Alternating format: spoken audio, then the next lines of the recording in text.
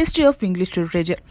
So இதில் first இருக்கிறது old English period. இது 450 1066 வரைக்கும் இருந்த பீரியட் தான் நம்ம ஓல்டு இங்கிலீஷ் பீரியட் அப்படின்னு சொல்லுவோம். ஸோ அது மட்டும் இல்லாமல் ஒரு இங்கிலீஷுடைய, அதாவது ஆங்கிலத்துடைய ஆரம்ப காலகட்டம் அப்படின்னு இந்த பீரியடை சொல்லுவாங்க.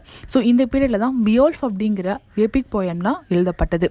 ஸோ இந்த பீரியடில் எழுதப்பட்ட எல்லா ஒர்க்கெல்லாம் எதை பேஸ் பண்ணி எழுதியிருப்பாங்க அப்படின்னா ஆங்கிலோ சாக்சனுடைய கல்ச்சரை பேஸ் பண்ணி தான் இந்த தீம் எல்லாம் இருக்கும். அது மட்டும் இல்லாமல் நிறைய வாய் வழியாக சொல்லக்கூடிய ஸ்டோரி டெல்லிங்லாம் இந்த பீரியடில் தான் இருந்துச்சு. அடுத்தது மிடில் இங்கிலீஷ். ஸோ இது 1066 1500 அப்படின்னு சொல்லலாம்.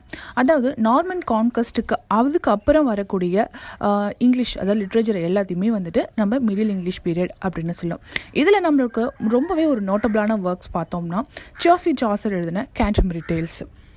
இந்த ஒரு ஒர்க் மூலமாகவே நமக்கு அந்த இங்கிலீஷ் எந்த அளவுக்கு அந்த பீரியடில் ரைஸ் ஆச்சு அப்படிங்கிறத நம்ம தெரிஞ்சுக்கலாம். அதாவது ஒரு வெர்னாக்குலராக ஒரு ஸ்டோரி டெல்லிங் டைவர்ஸாக ஸோ இந்த ஒரு ஒர்க் நம்ம மூலமாகவே அந்த மிடில் இங்கிலீஷ் பீரியட் அப்படிங்கிறது எப்படி இருந்துச்சு அப்படிங்கிறத ஜாஃபி சாசர் எழுதின கேண்டர்பரி டேல்ஸ் மூலமாக தெரிஞ்சுக்கலாம். ஸோ மிடில் இங்கிலீஷ் பீரியடில் ரொம்ப இம்பார்ட்டண்டாக இருக்கிறது ஜாஃபி சாசர் அவர் எழுதின கேண்டர்பரி டேல்ஸ். இந்த ஒரு ஒர்க் தான் இங்கிலீஷ் லிட்ரேச்சருடைய ஒரு ஆரம்பகால வளர்ச்சிக்கு ஒரு காரணமாக இருந்துச்சு அப்படின்னு சொல்லலாம். அடுத்தது ரெனைசன்ஸ். இது 1500 1660 வரைக்கும் இருந்த ஒரு பீரியட். ஸோ இது பார்த்தோம் அப்படின்னா இந்த period rebirth of interest in classical learning and humanism. அதாவது கிளாசிக்கலாக இருக்கிறாங்கல்ல, அதாவது இந்த கிரீக் மித்தாலஜி, ஸோ இந்த க்ரீக்கில் இருக்கிற ஒர்க்கு, ஸோ அதை எல்லாத்தையுமே ஒரு பேஸாக வச்சு தான் இந்த பீரியடில் எழுத ஆரம்பித்தாங்க. அதாவது ஆரம்ப காலகட்டத்தில், அதாவது இந்த க்ரீக்கு அதர் லாங்குவேஜில் இருக்கிற நிறைய அதில் இருக்கிற நிறைய ரூல்ஸ் அண்ட் ரெகுலேஷன் ஃபாலோ பண்ணி ஒரு கிளாசிக்கலாக இருக்கிற விஷயத்தை இப்போது இங்கிலீஷில் கொண்டு வர ஆரம்பித்தாங்க. அதில் முக்கியமாக இருக்கிறவர் தான் நம்ம வில்லியம் ஷேக்ஸ்பியர். அதுக்கப்புறம் அவருடைய ஒர்க்கும். ஸோ அவர் அவருடைய சானட்ஸில் பார்த்தோம் அப்படின்னா இந்த யூனிவர்சல் தீமை தான் எக்ஸ்ப்ளோர் பண்ணிட்டு இருந்தார். அடுத்தது ரெஸ்டோரேஷன் பீரியட். இது 1660 1700 வரைக்கும் இருந்த பீரியட். ஸோ இதை பார்த்தோம் அப்படின்னா ரெஸ்டோரேஷன் ஆஃப் த மோனார்க் இன் இங்கிலாந்து அப்படின்னு சொல்கிறாங்க.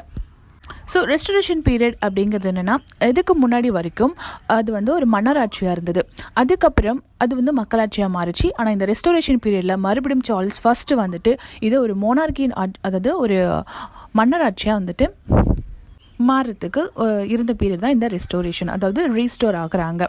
ஸோ இதில் பார்த்தோம் அப்படின்னா பிளே ரைட்ஸான ஜான் ரைடன் ரொம்பவே ஒரு ஃபேமஸான ஒரு ரைட்டராக இருந்தார். அதில் ரெஸ்டோரேஷன் காமெடி, அதுக்கப்புறம் சோஷியல், பொலிட்டிக்கல், சட்டையர், ஸோ இதெல்லாம் அந்த பீரியடில் ரொம்பவே ஒரு பாப்புலராக இருந்துச்சு. அது மட்டும் இல்லாமல் மக்களுக்கு ரொம்பவே ஒரு என்டர்டெயின்மெண்ட்டாகவும் இருந்துச்சு. நிறைய கிரிட்டிசிசம் வந்துச்சு, நிறைய சோஷியல் பாலிட்டிக்ஸ் பேஸ் பண்ணப்பட்ட நிறைய ஒர்க் வந்துச்சு. ஸோ இது எல்லாம் தான் இந்த ரெஸ்டோரேஷன். அடுத்தது ஆகஸ்டன் ஏஜ். அதாவது 1700 1745 வரைக்கும். ஸோ இது குயின் ஆஃப் ஆனி ரெயின், அதாவது ரூல் பண்ண பீரியடு. ஸோ இவங்க பார்த்தோம் அப்படின்னா ரோமன் லிட்ரேச்சருக்கு ரொம்பவே இன்ஃப்ளூயன்ஸ் ஆன ஆள். ஸோ போயிட்ஸ் பார்த்தோம் அப்படின்னா அலெக்சாண்டர் போப் இந்த பீரியடில் தான் எமர்ஜ் ஆனார். ஸோ இவங்க எல்லாருமே ஒரு ரூல்ஸ் அண்ட் ரெகுலேஷனை ஃபாலோ பண்ணி எழுத ஆரம்பித்தாங்க.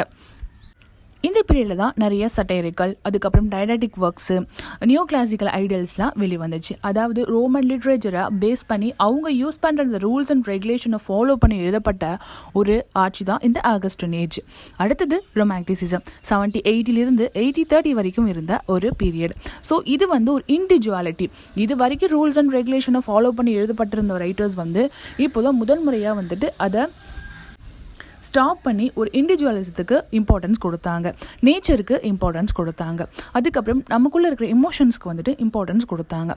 போயட்ஸ் லைக் வில்லியம் வேர்ட்ஸ்வர்த், அதுக்கப்புறம் சாமுவல் டெய்லர் கால்ட்ரிட்ஜ், ஸோ இவங்கெல்லாம் தங்களுடைய பர்சனல் எக்ஸ்பீரியன்ஸை இமேஜினேஷனை இதில் கொடுக்க ஆரம்பித்தாங்க. அது வரைக்கும் ஒரு மன்னரை பற்றி எழுதப்பட்டு இருந்த இந்த லிட்ரேச்சர் முதல் முறையாக சாதாரண மனிதனுடைய பர்சனல், அவங்களுடைய எமோஷன்ஸையும் ஃபோக்கஸ் பண்ண ஆரம்பித்த பீரியட் தான் ரொமான்டிசிசம். அடுத்தது விக்டோரியன் பேஜ். ஸோ இதில் 1837 1901 வரைக்கும் இருந்த பீரியட். ஸோ இப்போ ரொமான்டிசிசத்தில் பார்த்தோம் அப்படின்னா இண்டிவிஜுவலிசம், நேச்சர் இதை பற்றி எழுதப்பட்டு இருந்தப்போ விக்டோரியன் ஏஜில் பார்த்தோம் அப்படின்னா ரியாலிசத்தையும் சோஷியல் இஷ்யூவும் எடுத்து எழுத ஆரம்பித்தாங்க. ஸோ சார்ல்ஸ் டிக்கன்ஸ், கரல் டி பிராண்டி, ஸோ இவங்கெல்லாம் வந்து இந்த இண்டஸ்ட்ரியலைஸ், அதாவது மாடர்ன் இண்டஸ்ட்ரி வந்துட்டு அப்போ தான் க்ரோத் ஆக ஆரம்பிச்சுது. ஸோ அதில் ஏற்படுற அஃபெக்ஷன், ஸோ அதில் ஏற்படுற அந்த இம்பேக்ட் எல்லாத்தையுமே தன்னுடைய ரைட்டிங்ஸில் கொடுத்தாங்க. அது மட்டும் இல்லாமல் ஜெண்டர் ரோல்ஸ் பற்றி, அதுக்கப்புறம் இந்த கிளாஸ், அப்பர் கிளாஸ், லோயர் கிளாஸுங்கிற இந்த கிளாஸ் பேஸ் பண்ணப்பட்ட ஒர்க்லாம் வந்து இந்த விக்டோரியன் ஏஜில் தான் வந்து எழுதப்பட்டு இருந்தது. அடுத்தது எட்வர்டியன் பீரியட். இது 1901 1914 வரைக்கும் இருந்த பீரியட். ஸோ இந்த பீரியடில் after the king Edward 7th வந்துட்டு ரூல் பண்ண ஆரம்பித்தார். ஸோ இது என்ன மாதிரியான கேரக்டர்ஸ் யூஸ் பண்ணியிருந்தாங்க அவங்களுடைய ரைட்டிங்ஸில் பார்த்தோம்னா சோஷியல் நார்ம்ஸ், அதுக்கப்புறம் rise of modernist ideas, so இதை பேஸ் பண்ணி தான் இந்த பீரியடில் எழுதப்பட்டு இருந்துச்சு. எக்ஸாம்பிள் பார்த்தோம்னா Joseph Conrad, E M Forster, so இவங்களாம் வந்து இந்த மாதிரியான தீமை பேஸ் பண்ணி தான் எழுதப்பட்டு இருந்துச்சு. அதாவது இம்பீரியலிசம், சோஷியல் சேஞ்சஸ், ஸோ இதெல்லாம் வந்து இந்த பீரியடில் தான் வர ஆரம்பிச்சது. அடுத்தது மாடர்னிசம். இது 1900 1950 வரைக்கும் இருந்த ஒரு பீரியட் அப்படின்னு சொல்லலாம். ஸோ இது வரைக்கும் எழுதப்பட்டிருந்த அந்த ரூல்ஸ் அண்ட் ரெகுலேஷனை வந்துட்டு ட்ரெடிஷ்னலாக எழுதிட்டு இருந்திருப்பாங்க. ஸோ அதெல்லாம் உடைச்சிட்டு ஒரு ட்ரெடிஷ்னல் ஃபார்ம் ஆஃப் ரைட்டிங்கை வந்து இந்த பீரியடில் தான் எழுத ஆரம்பித்தாங்க.